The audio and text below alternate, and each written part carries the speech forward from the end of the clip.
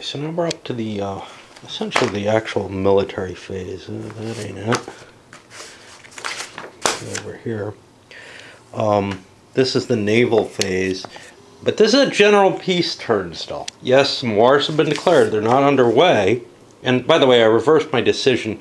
I'm going to consider this all of 61. From looking at the rules, it really does look like you finish out the peace turn and see where you end up at war. Of course, from the rules, you also would roll the turn, the amount of years that go by for the turn, which we're not doing for this very first turn of the game. All right. So, by normal ordering, France is going to be going first here. We're not going to worry about initiative. This is just the neutrals moving. And I guess, unlike some wars, well, what it means is the high prestige person has a chance to kind of set a trap to move their units around.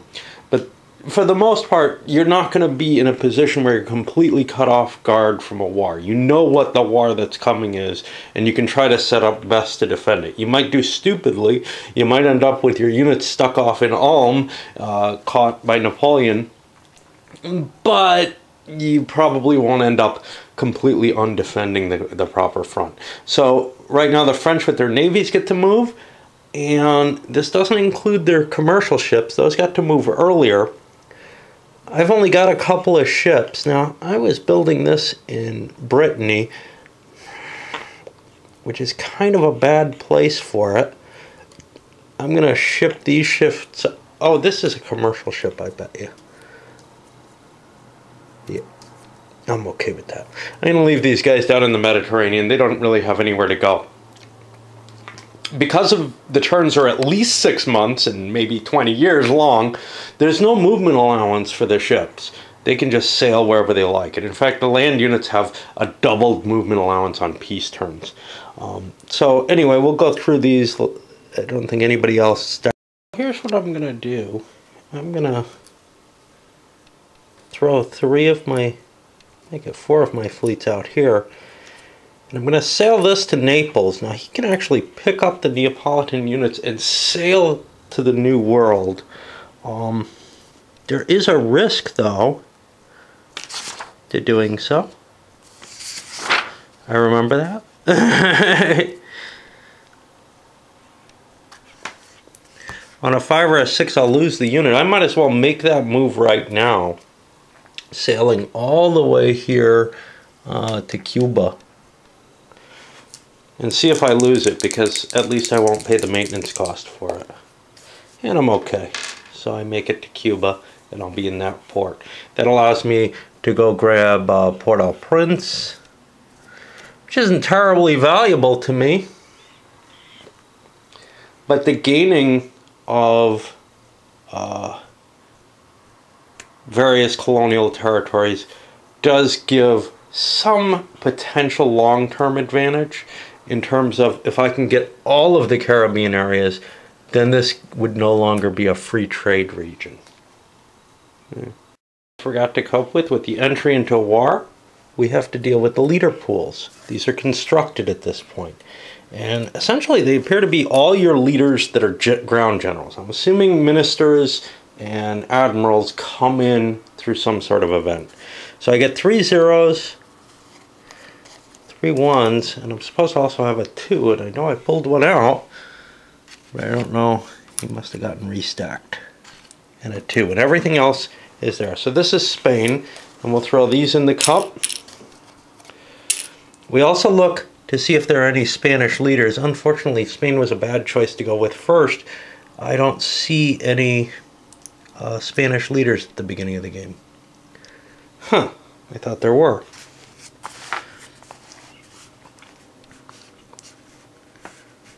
Apparently not. Now, I'm going to get a number of leaders based on a die roll from that cup. If I was pensioning or giving land to the nobility, I could give additional. Now, I don't think I had an option to do that previously. That's 21.10. Well, I could have. I could have started a pension or a land grant. I can't do a land grant because, and I'm gonna make this choice now instead. I can't do a land grant because I'm not free trade. I could do a pension, which if I do would give me additional leaders. Now, when did this happen? This would have happened, you know, post the war. Jeez.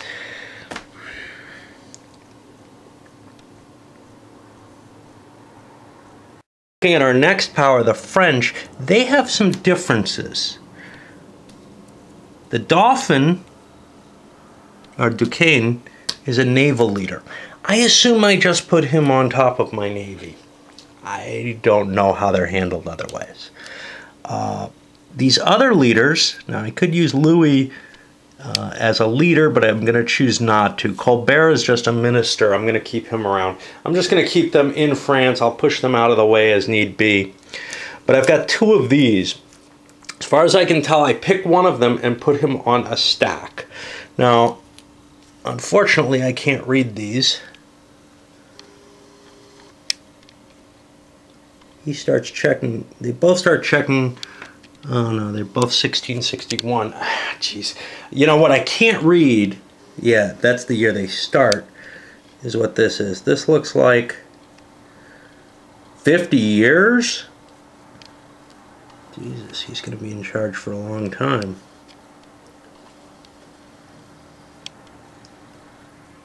And that looks like 40 or 60 or something. Maybe I can tell with my reading glasses. I highly doubt that. I'm trying to decide which one to put on the board. Well, Condé should be older than Turenne. So 40 years, Jesus, but that's still ancient. If that's what it says.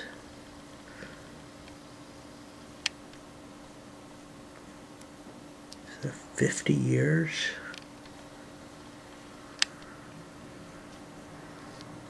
And 40, and you have no chance of seeing these with your eyes. I mean, seriously. So Turenne's going to go in the cup. I might get him, I might not. Condé I get to put on my most important stack, but he goes face up. Everybody knows where he is and who he is. The reason I picked Condé is he's more likely to die earlier anyway. Now, how many do I get from that cup? And again, I don't know who they are. I'm not going to do the pensioning. But if French are doing free trade, which I need to find the sheet of paper, which I've hidden under here, with the French rules, no, they're doing a tax policy, so they're not going to get a free leader here. They probably should have considered starting out that way. But let's see. They also are only going to get 3 free leaders. And for these, obviously if the counters start getting marked up, I have to worry. Well, I'll put one out here in Paris as well. And then again, the excess pool I'm going to put over here. That'll probably, the leader pool will probably remain like that throughout the game, just because I don't want to keep trying to fish them out of my storage situation.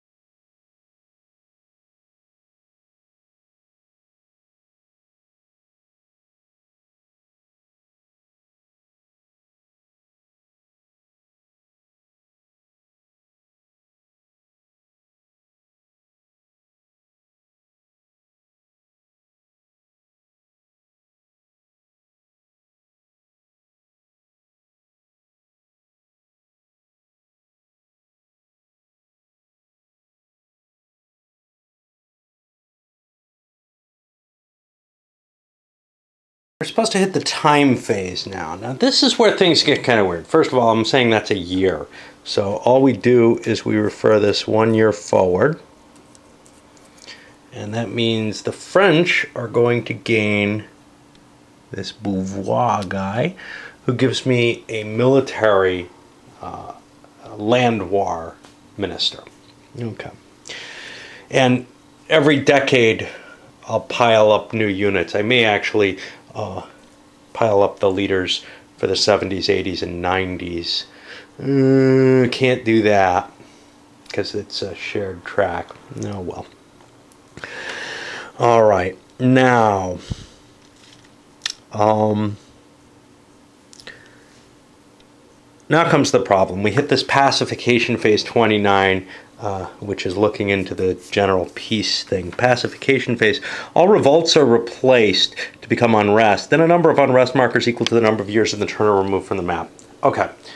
I probably should not have been making unrest rolls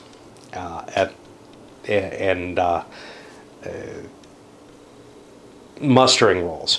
I also probably shouldn't have been able to muster more than the normal amount of troops at the beginning of the game. I'm going to remove the unrest markers simply because I don't... Seeing this rule makes me think that shouldn't have been there. Who built extra units? You know what? I'm not going to be able to figure that out. So... nor the amount, which units, nor the amount of money or anything like that. What we do see though is Russia and Sweden moving up to the front, and they have approximately equal looking armies. The Swedish army has better morale. The Russians probably have a little bit more number at this point. They would have a lot more if they could have taken all their units as feudal units freely anywhere on the map, which is what the rules seem to suggest, but then the scenario rules seem to suggest otherwise, and so I'm working on a compromise there. Hey, I haven't moved my Spaniards yet. I had better do that. We don't have an easy way through anywhere. Nobody can go through Lorraine as far as I can tell. Unless they have an alliance with them. Does anybody? Yeah, I don't know. This is so hard to tell. Austria is Lorraine's ally.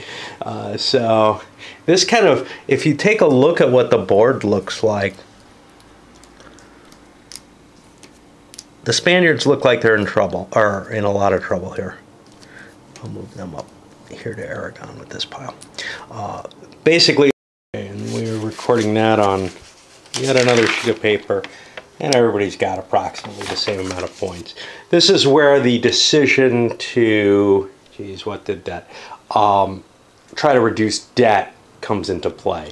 If you tried to reduce debt, you reduce this by a spice. Now, if this was a war phase, we'd be worried about this kind of decrease in roll, which is anybody who's at peace is going to be subject to major prestige modification towards the 15, while anyone who's at war may be subject, but probably not. Now, weirder than that is at the end of general peace phase, which is this turn, the prestige of all powers goes back 1 towards the equilibrium prestige, which means,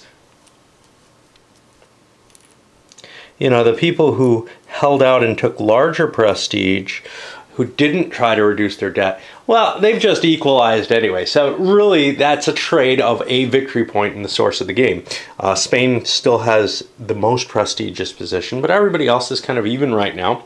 Maybe it'll go up, maybe it'll go down, we don't know. But as of right now, that's where we are.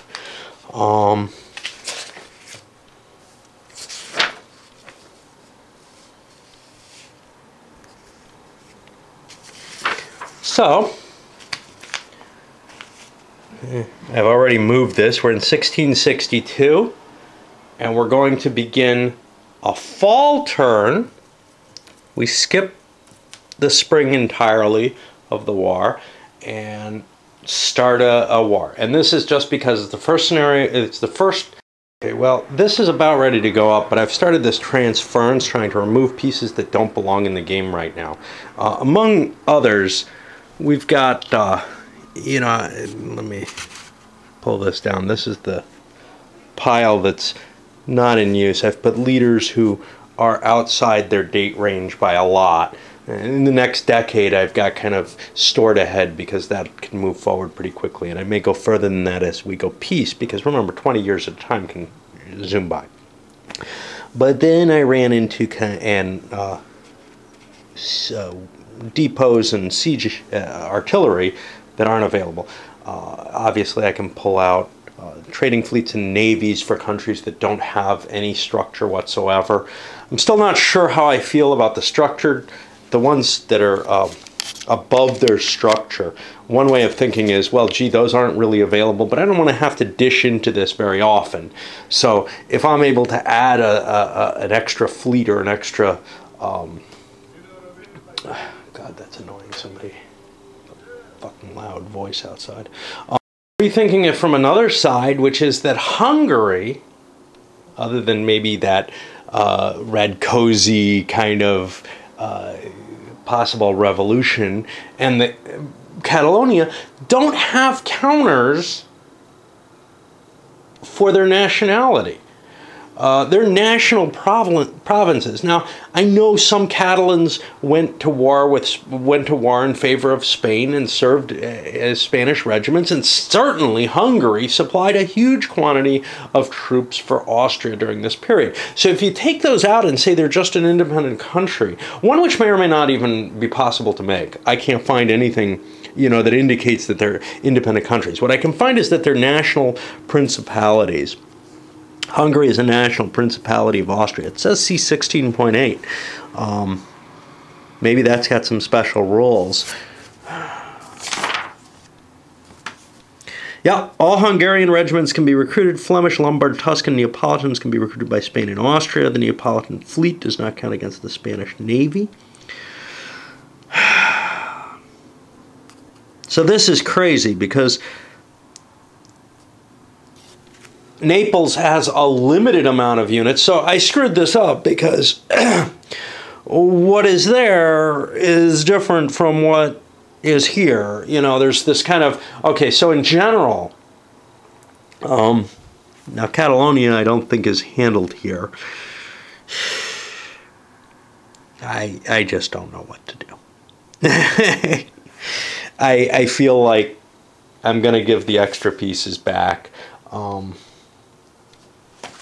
But it's just, you know, so damned impossible to try to figure out what the intention is.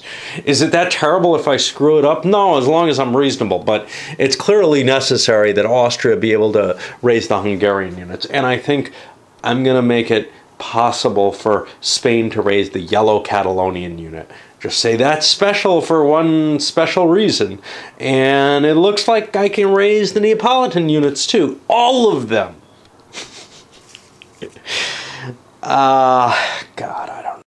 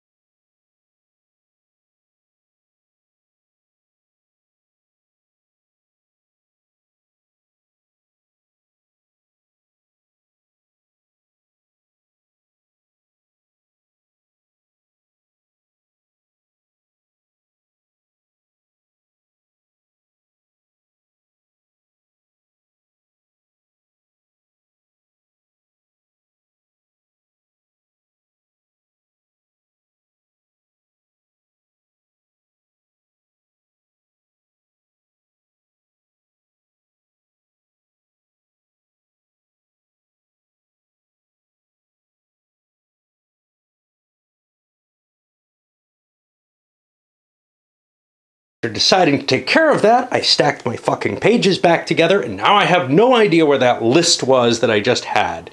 And that's so much of this game is, geez, I just saw something, or I remember seeing something, or... And there's no organization, and the fact that it's loose leaf is just garbage.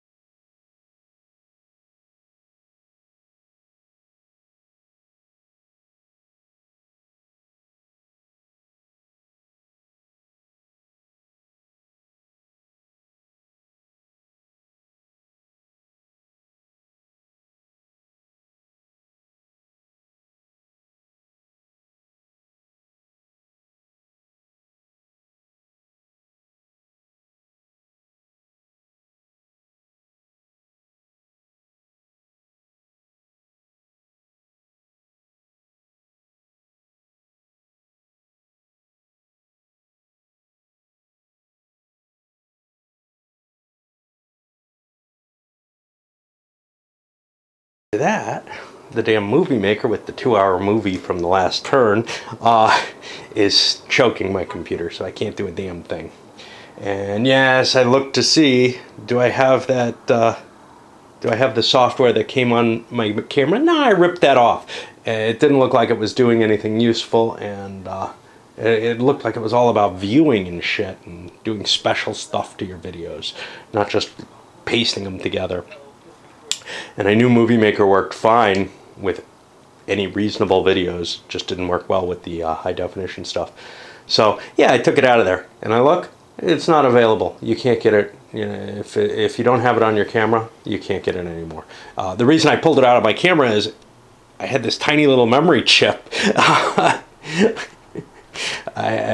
wasn't able to. I needed the extra memory for my damn camera. I don't know, it was probably stored somewhere off the chip actually, but whatever, it doesn't seem to exist on there anymore, or it's not, I don't know how to access it. So, I'm sitting here twiddling my thumbs waiting for Movie Maker to finish a job that it's just choking my machine.